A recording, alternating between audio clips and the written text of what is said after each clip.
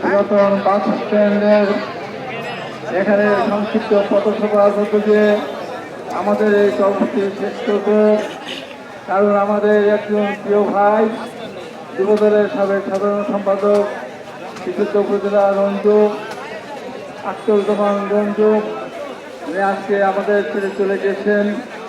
ওনার বাস যখন জানাজা হবে আমরা সেখানে যাব, সে কারণে আমাদের এই কর্মসূচি সংক্ষিপ্ত করা হচ্ছে।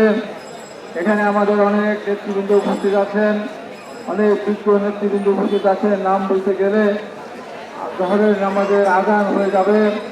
আপনারা দেখছেন, অনেকে তার নাম পরিচয় হয়েছেন। এখানে 7টা ইউনিয়নের প্রতিনিধি আছেন, বিভিন্ন অঙ্গ সভাপতি সংগঠনের সভাপতি, সাধারণ সম্পাদক, আহ্বায়ক, সদস্য সচিব আছেন, পৌরসভার বিভিন্ন ওয়ার্ডের সম্মানিত নেতৃবৃন্দ আছেন, কারাগার থেকে যারা বেরিয়ে এসেছেন দীর্ঘদিন কারাগারের পর আমাদের সেই সমস্ত নেতৃবৃন্দ এখানে উপস্থিত আছেন।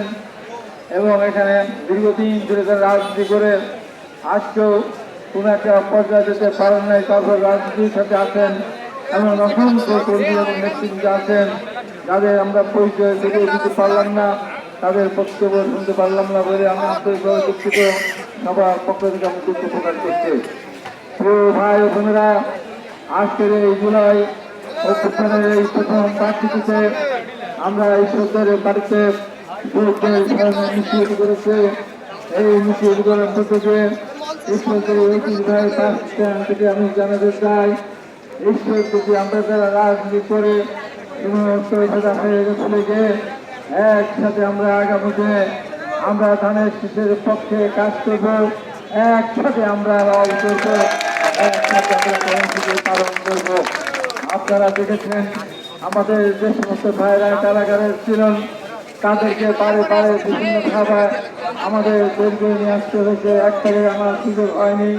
তাই যতবার যারা বের হচ্ছেন তাদের সাথে ততবার এসে আমি বাস স্ট্যান্ডে কখনো কখনো জেলা বিএনপির কার্যালয় কতক্ষণ